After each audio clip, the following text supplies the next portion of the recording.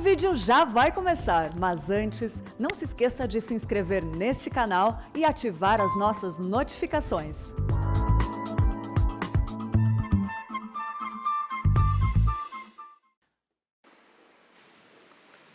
Meus irmãos, nós vamos abrir a palavra de Deus na primeira carta do apóstolo João, no capítulo 5.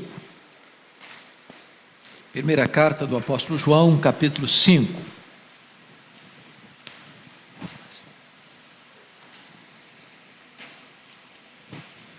Vamos ler todo este capítulo.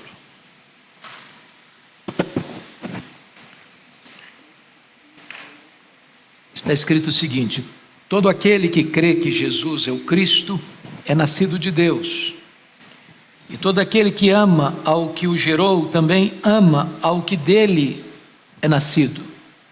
Nisto conhecemos que amamos os filhos de Deus, quando amamos a Deus e praticamos os seus mandamentos. Porque este é o amor de Deus, que guardemos os seus mandamentos. Ora, os seus mandamentos não são penosos, porque todo o que é nascido de Deus vence o mundo, e essa é a vitória que vence o mundo, a nossa fé. Quem é o que vence o mundo, senão aquele que crê ser Jesus, o Filho de Deus? Este é aquele que veio por meio de água e sangue, Jesus Cristo. Não somente com água, mas também com a água e com o sangue. E o Espírito é o que dá testemunho, porque o Espírito é a verdade. Pois há três que dão testemunho no céu: o Pai, a Palavra e o Espírito Santo. E esses três são um. E três são os que testificam na terra: o Espírito, a água e o sangue. E os três são unânimes num só propósito. Se admitimos o testemunho dos homens, o testemunho de Deus é maior. Ora, este é o testemunho de Deus, que ele dá acerca do seu Filho. Aquele que crê no Filho de Deus tem em si o testemunho. Aquele que não dá crédito a Deus o faz mentiroso, porque não crê no testemunho que Deus dá acerca do seu Filho. E o testemunho é este: que Deus nos deu a vida eterna, e esta vida está no seu Filho. Aquele que tem o Filho tem a vida. Aquele que não tem o Filho de Deus não tem a vida. Estas coisas vos escrevi, a fim de saberdes que tendes a vida eterna, a vós outros que credes em o nome do Filho de Deus. E esta é a confiança que temos para com Ele, que se pedirmos alguma coisa segundo a sua vontade, Ele nos ouve. E se sabemos que Ele nos ouve, quanto ao que lhe pedimos, estamos certos de que obtemos os pedidos que lhe temos feito. Se alguém vir a seu irmão cometer pecado não para a morte, pedirá e Deus lhe dará vida. Aos que não pecam para a morte, há pecado para a morte, e por esse não digo que rogue. Toda injustiça é pecado, e há pecado não para a morte. Sabemos que todo aquele que é nascido de Deus não vive em pecado. Antes, aquele que nasceu de Deus o guarda, e o maligno não lhe toca. Sabemos que somos de Deus e que o mundo inteiro jaz no maligno. Também sabemos que o Filho de Deus é vindo e nos tem dado entendimento para reconhecermos o verdadeiro. E estamos no verdadeiro em seu Filho, Jesus Cristo. Este é o verdadeiro Deus e a vida eterna. Filhinhos, guardai-vos dos ídolos. Irmãos, eu quero hoje refletir com vocês sobre o seguinte tema: as 7 certezas do crente. As 7 certezas do crente. Quando João escreveu esta carta, já estava no final do primeiro século, e a igreja estava sendo bombardeada por uma perigosa heresia chamada de gnosticismo, que negava a divindade de Cristo. E João escreve esta carta para mostrar de fato que Jesus Cristo é o verdadeiro Deus, verdadeiro homem. E nesta epístola ele vai provar para nós que você pode saber quem é um verdadeiro crente por 3 maneiras. Primeiro, por aquilo que ele chama de prova doutrinária. É o versículo 1. Aquele que crê que Jesus é o Cristo, esse é nascido de Deus. Se você não crê que Jesus é o Cristo, o Messias, então você não pode ser um crente, não pode ser um cristão. Segunda prova é a prova social. E ele prossegue no verso 1 e diz assim: todo aquele que ama o que o gerou também ama o que dele é nascido. Então, a segunda prova é quando você ama a Deus e ama o seu próximo, seu irmão. Se você não ama, você não é um crente, você não é um cristão. E a terceira prova é a prova moral. Olha comigo o verso 2. Nisto conhecemos que amamos os filhos de Deus, quando amamos a Deus e praticamos os seus mandamentos. Então a prova moral é a obediência. Bom, por que ele está dizendo isso? Porque ele está refutando o que disse outrora acerca das heresias tentando enganar os crentes, daqueles que não conheciam a Deus, que não eram de Deus, mas que viviam segundo o maligno, que este mundo está posto no maligno. A carta toda foi escrita para lhe dar certeza da sua salvação. Aliás, a palavra sabemos aparece 39 vezes nesta epístola. A palavra sabemos aparece 8 vezes só nesse capítulo que lemos. Todo esse capítulo foi escrito, aliás, toda essa carta, para lhe dar uma garantia.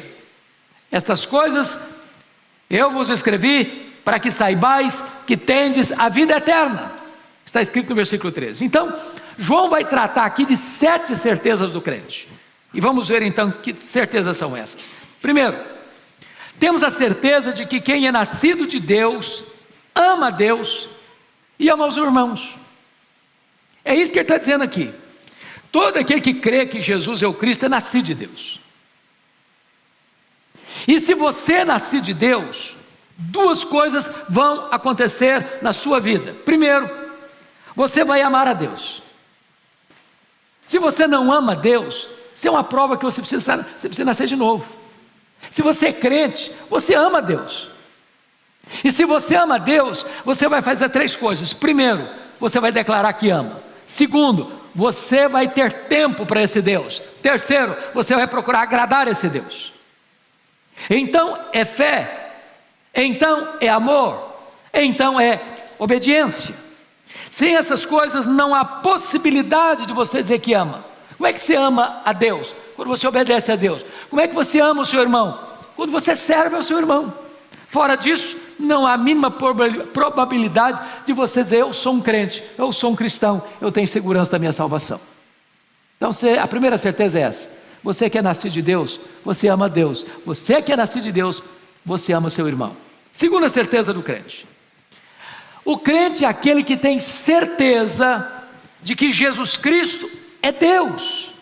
Esta é a tese dos versos 6 a 10. E aqui eu queria só pensar com você os conceitos da época, porque os fariseus e os sacerdotes achavam que Jesus era um embusteiro.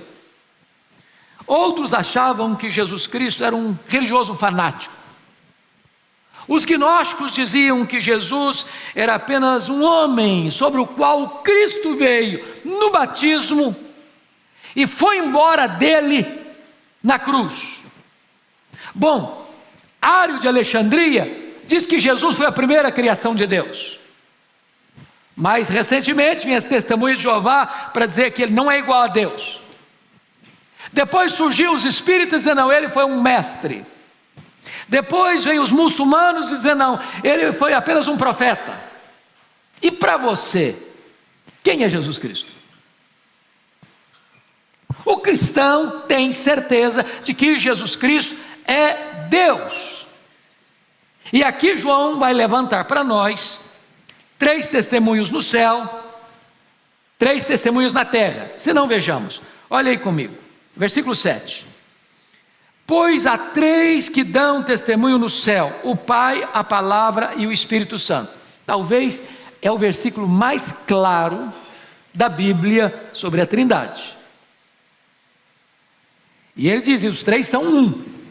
Nós não cremos no politeísmo, nós cremos em Deus, um único Deus, que subsiste em 3 pessoas: o Pai, o Filho e o Espírito Santo.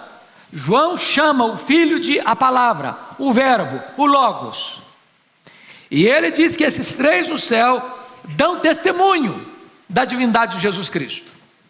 Mas agora ele diz, no versículo 8, e 3 são os que testificam na terra: o Espírito, a água e o sangue. E os três são unânimes num só propósito. Que propósito? Testificar que Jesus é o Filho de Deus, Ele é Deus. Mas vamos entender isso aqui. O que significa água e sangue dando testemunho? Bom, os reformadores, Lutero e Calvino, acharam que quando fala de água e sangue, ele está se referindo aos dois sacramentos. Depois vem Agostinho de Hipona, diz: não, esse água e sangue tem a ver com aquele momento em que o seu lado foi furado com a lança e saiu água e sangue. Mas Tertuliano, outro pai da igreja, diz que água e sangue tem a ver com o batismo e com a morte de Jesus. E parece-nos que esta terceira opção é a melhor. Por quê? Porque João está refutando aqui, meus irmãos, os gnósticos, e dentro dos gnósticos tinha os ebionitas, que diziam o seguinte, através de Cerinto, seu líder, que Jesus era homem, só homem. Aí o Cristo veio nele na hora do batismo, e o Cristo foi embora dele na hora que foi crucificado. Então o que João estaria dizendo é que, na verdade, ele é o Cristo desde o seu nascimento, desde a sua morte e para sempre o mesmo. Ele não houve um momento antes do batismo que ele deixou de ser o Cristo. Ele era o Cristo, ele era o Filho de Deus. Ele foi concebido por obra do Espírito Santo. Quando Jesus nasceu, o anjo proclamou aos pastores: eu vos trago boa nova de grande alegria, que será para todo o povo, é que hoje vos nasceu o Salvador, que é Cristo, o Senhor. Então João está refutando essas heresias que surgiram lá no final do primeiro século. Ele é o Filho de Deus. Ele não tomou sua natureza, ele não tomou a nossa natureza apenas por um momento e depois a largou. Não, ele foi verdadeiramente Deus, ele foi verdadeiramente homem. Pois bem, olha comigo o versículo 10. Aquele que crê no Filho de Deus tem em si o testemunho. Aquele que não dá crédito a Deus o faz mentiroso, porque não crê no testemunho que Deus dá acerca de seu Filho. Então, não dá para você ser um crente se você não aceita o testemunho que Deus deu acerca do seu próprio Filho, que Ele é Deus. Pois bem, vamos à terceira certeza do crente. Temos a certeza que aqueles que creem em Cristo têm a vida eterna. Versos 11 a 13, confiram comigo. E o testemunho é este, que Deus nos deu a vida eterna, e esta vida está no seu Filho. Aquele que tem o Filho tem a vida, aquele que não tem o Filho de Deus não tem a vida. Estas coisas eu vos escrevi para saberes que tens a vida eterna, a vós que credes em o nome do Filho de Deus. Então vejam vocês, meus amados irmãos, uma coisa muito importante aqui. O Evangelho de João foi escrito para os incrédulos, para ensinar eles uma coisa, que se eles crerem em Jesus, eles têm a vida eterna. Está lá em João 20, 31. A primeira carta já foi escrita para crentes, para dizer o seguinte para eles: vocês que creram, precisam saber que vocês já têm a vida eterna. Tem muito crente que, embora crente, salvo pela graça, vive nessa insegurança, vive nesse medo de perder a salvação. Se julgam salvos de manhã ou perdidos à noite, de manhã indo para o céu, de noite indo para o inferno. Medo de cair da graça, medo de perder a salvação, medo de ter um nome no livro da vida e de repente Deus vai lá, passa uma borracha e apaga o nome do livro da vida.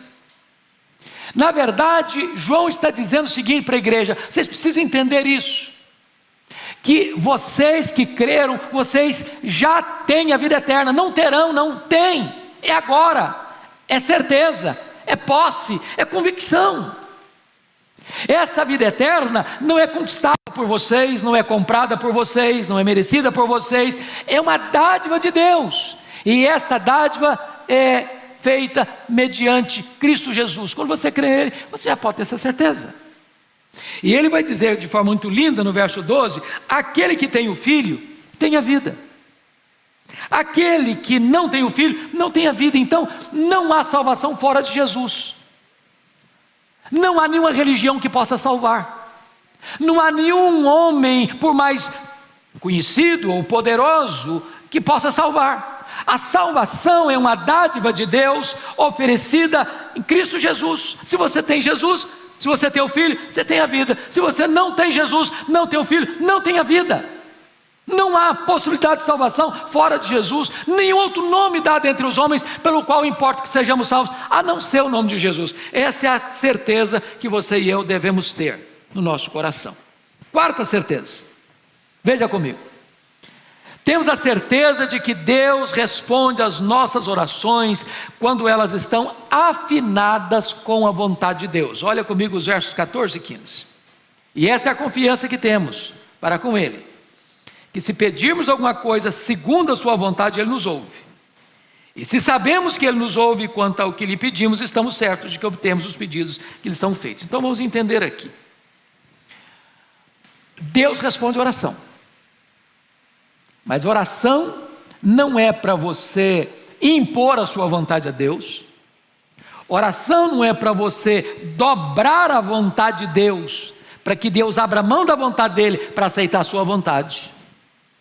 Oração é respondida por Deus quando você faz esta oração segundo a vontade de Deus, para glorificar a Deus, porque você e eu não sabemos orar como convém, nós não sabemos o que é melhor para nós. Às vezes nós pedimos para Deus uma pedra pensando que estamos pedindo um pão, às vezes nós pedimos para Deus que vai nos destruir pensando que estamos pedindo que vai nos dar vida. Então Deus atende a sua oração quando você a faz de acordo com a vontade dEle, porque Deus tem o melhor para você, porque a vontade de Deus é boa, perfeita e agradável. Então notemos isso. Quando é que Deus deixa de responder a sua oração? Primeiro, diz a Bíblia, quando você tem algum pecado inconfesso na sua vida. Se observar a iniquidade, diz o salmista, Deus não me teria ouvido. Então não é possível que você prevaleça na oração e viva no pecado ao mesmo tempo. Segundo, Deus não vai atender a sua oração quando a sua oração não é uma oração com a intenção correta. Pedis e não recebeis. Nada tendes porque nada pedis. Pedis e não recebeis porque pedis mal, para esbanjar os vossos próprios deleites. Se a sua oração é egoísta, se a sua oração é para alguma vantagem pessoal em detrimento de outrem, Deus não vai responder. A motivação não está boa. Mas o texto está dizendo que se você orar segundo a vontade de Deus, é uma confiança que nós temos, Ele vai nos ouvir, Ele vai nos atender. Essa é uma confiança que todos nós precisamos ter, meus irmãos, porque orar é algo sublime. Deus está dizendo para você, eu tenho bênçãos para lhe dar. Se você não pedir, você não as recebe. A forma de receber é pedir. Nada tendes, porque nada pedis. Mas você vai receber quando você estiver com o seu coração afinado com o coração de Deus, quando a sua vontade estiver submissa à soberana, boa, agradável e perfeita vontade de Deus, quando você estiver orando para que a vontade de Deus prevaleça na sua vida, aí Deus escuta a sua oração, você pode ter certeza disso. Vamos agora à quinta certeza. Temos a certeza de que Deus pode salvar pessoas da morte pela instrumentalidade das suas orações, das nossas orações. Olha comigo os versículos 16 e 17. Se alguém vir a seu irmão cometer pecado não para a morte, pedirá e Deus lhe dará vida. Aos que não pecarem para a morte, há pecado para a morte, por isso não digo que rogue. Toda injustiça é pecado, e há pecado não para a morte. Então preste atenção no que João está dizendo, isso é uma certeza nossa. Quando alguém pecar, seu irmão, membro da sua igreja, ou de outra igreja, ou da sua família, ou do seu relacionamento, não jogue pedra, não jogue pedra, não esmague a cana quebrada. Isso não é seu papel, você não é acusador. Você não se alegra com a queda do seu irmão. Você não aproveita o momento que seu irmão caiu para você se projetar Está vendo aí? Ele caiu, eu não, eu sou um crente batuta. Não. O que o texto está dizendo é que se alguém pecar, Deus pode salvar essa pessoa, recuperar essa pessoa, restaurar essa pessoa, levantar essa pessoa, trazer de volta essa pessoa que caiu, mediante as suas orações. Ore por ela, interceda por ela, coloque-se na brecha por ela, rogue a Deus para restaurar essa pessoa, para levantar essa pessoa, para perdoar essa pessoa, para trazer de volta essa pessoa, segura e salva para o aprisco. Porque ele diz, há pecados que não são para a morte. É claro, irmãos, que precisa explicar aqui uma coisa. É baseado nesse versículo que o romanismo criou a ideia de pecado venial e pecado mortal. É preciso saber que todo pecado é mortal. O salário do pecado é a morte. Não tem esse negócio de pecadinho, pecadão, né? Pecado leve, pecado médio, pecado pesado. Todo pecado é maligníssimo. Mas João introduz um fato aqui, que é o chamado pecado para a morte. Ele diz, para isso não recomendo que ore não. E o que é o pecado para a morte? Poderia ele estar se referindo, porventura, no mesmo contexto de Hebreus, daqueles que estavam retrocedendo, por causa das perseguições, voltando atrás, desculpa do pleonasmo?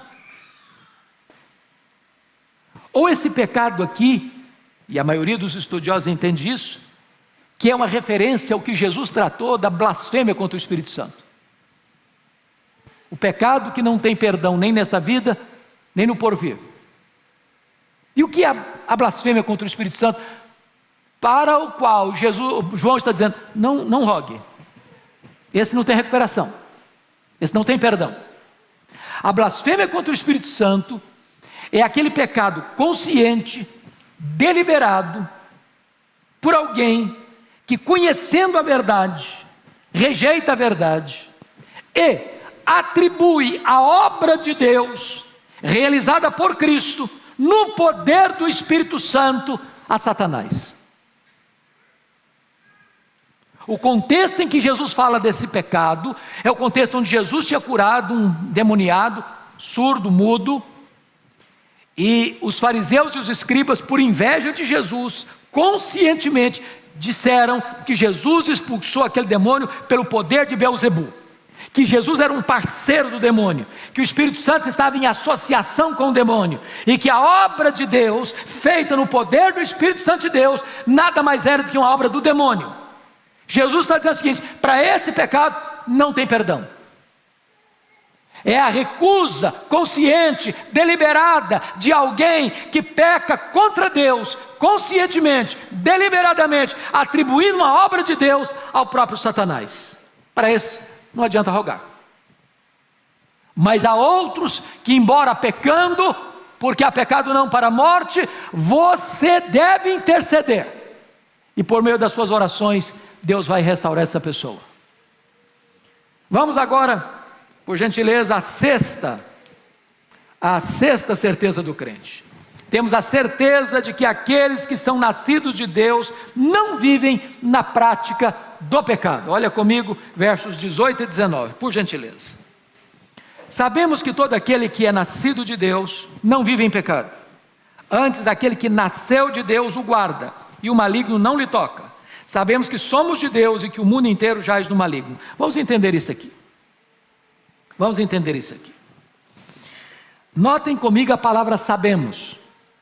Essa palavra sabemos é a mesma que Paulo usa em Romanos 8, 28. Sabemos que todas as coisas cooperam para o bem daqueles que amam a Deus. É um termo que vem da matemática. É um termo exato. Não é a linguagem da conjectura hipotética, mas da certeza experimental. E o que ele diz que sabemos? Que todo aquele, não alguns, não a maioria, mas todo aquele que é nascido de Deus, não vive em pecado. Preste atenção. Ele não está dizendo que todo aquele que é nascido de Deus não peca. Não vive em pecado. Qual a diferença entre pecar e viver em pecado?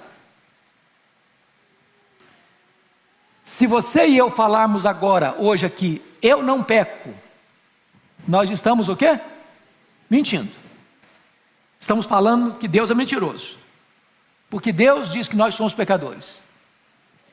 Então, qual a diferença entre pecar e viver na prática do pecado?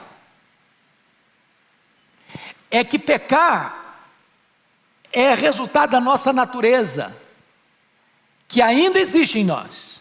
Nós não fomos glorificados ainda. Mas o pecado da nossa vida não é um hábito, não é um costume, não é uma agenda. O que é prática? Por exemplo, você levanta todo dia, toma o seu banho, toma o seu café, depois vai dar meio-dia e pouco, você almoça, depois no finalzinho da tarde você faz um lanche. Isso é rotina, todo dia, toda semana, todo mês. Então isso é hábito. Pecar não é assim para o crente. Você não faz provisão para o pecado, você não planeja pecar, você não faz preparativos para pecar. É acidente, não é hábito. Então preste atenção, porque você tem que olhar e fazer uma radiografia do seu coração. Se você está vivendo deliberadamente no pecado, como hábito, como costume, como prática, o texto está dizendo, não é nascido de Deus ainda. Todo aquele que é nascido de Deus não viu na prática do pecado. Antes, agora preste atenção, aquele que nasceu de Deus o guarda. Você percebeu que aquele aqui está com a letrinha maiúscula? Antes aquele que nasceu de Deus o guarda. Como assim? Quem se guarda aqui? É você que guarda você mesmo? Não. Aquele que nasceu de Deus aqui, com letrinha maiúscula aí, é Jesus. Quem guarda você é Jesus. Agora preste atenção. Jesus não tem nenhum compromisso com as nossas loucuras. Ele não tem compromisso de guardar-nos quando deliberadamente nós planejamos pecar.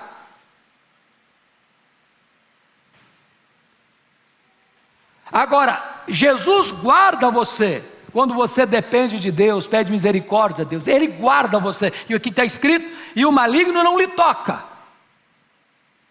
Crente não tem que ter medo do diabo.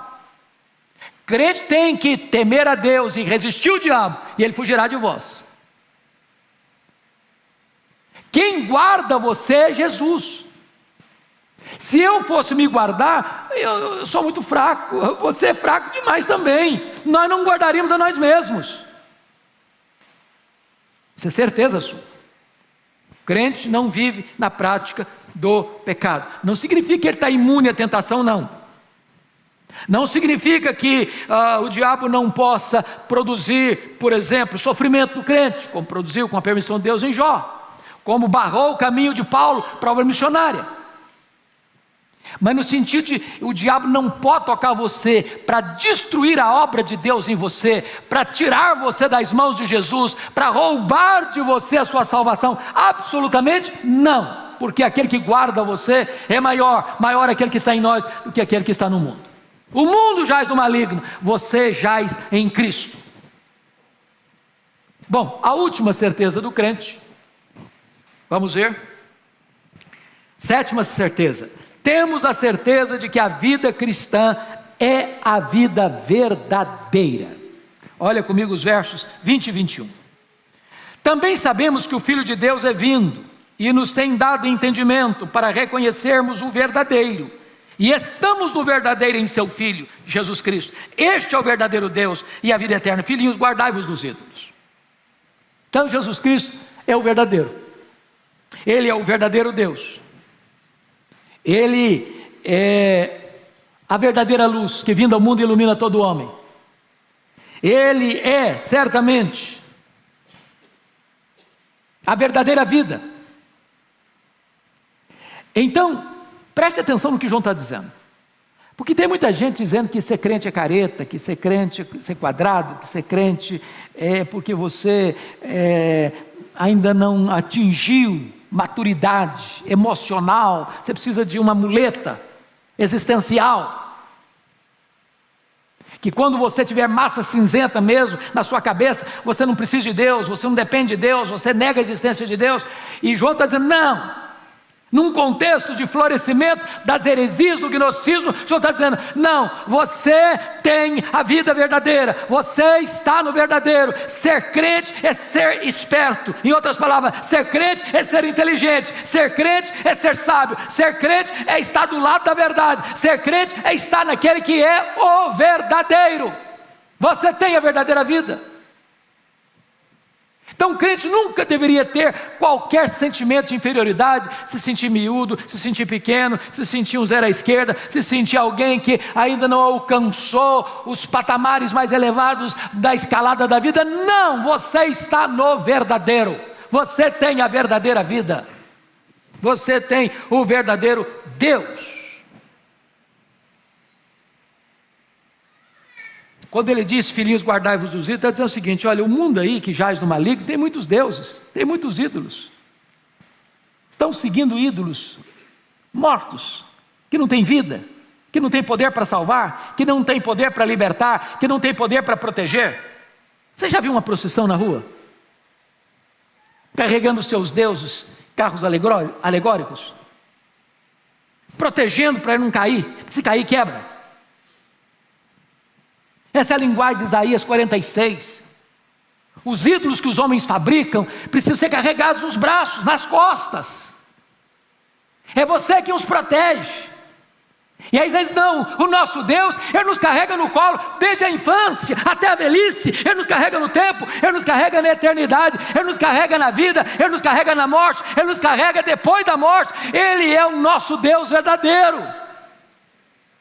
Então fuja dos ídolos. Você tem o verdadeiro. Mas eu queria concluir,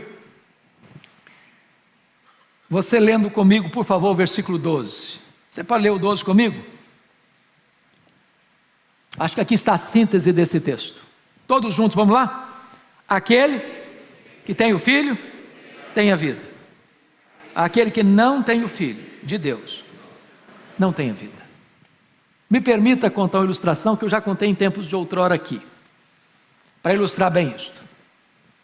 Havia um homem muito rico na Europa, e este homem era amante da arte, da pintura, e este homem resolve investir quase toda a sua fortuna em quadros de pintores famosos. Ele tinha uma grande galeria de arte. Ele tinha um filho único, herdeiro da sua grande fortuna. Um dia esse filho vai fazer uma viagem com um dos seus amigos, aliás, o seu amigo mais próximo, e nessa viagem houve um terrível acidente e o filho deste homem morreu, longe de casa.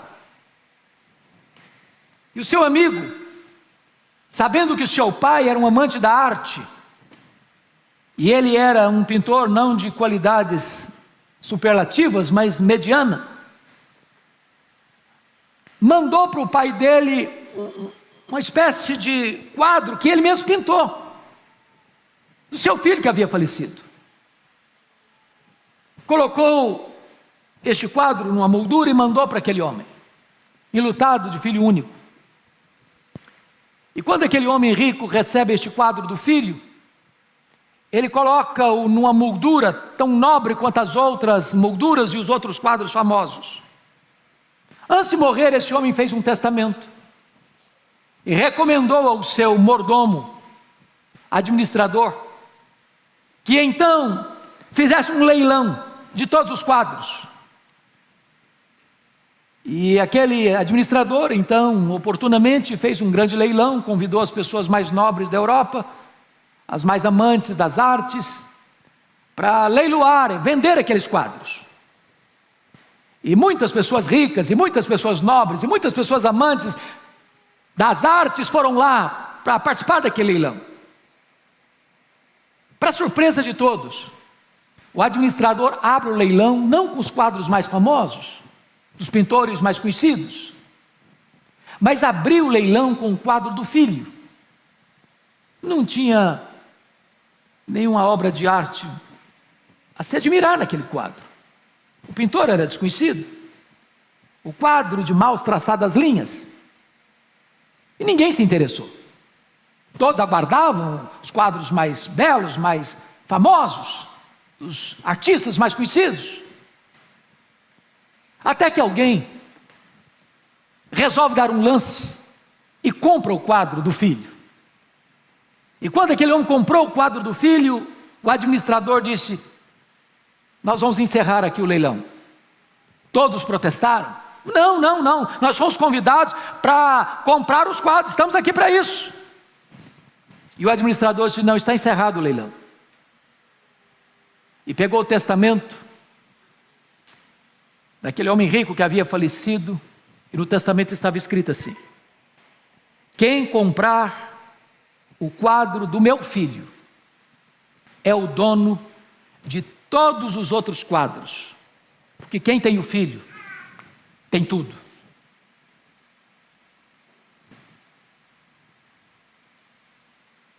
A palavra de Deus está dizendo para você e para mim hoje, nesta manhã: se você tem o filho, você tem a vida. Se você tem o filho, você tem a vida eterna. Se você tem o filho, você é herdeiro de Deus. Se você tem o filho, você é co-herdeiro com Cristo. Se você tem o filho, você tem a salvação. Se você tem o filho, você tem tudo que Deus preparou para você desde a eternidade. Que Deus nos abençoe. Amém.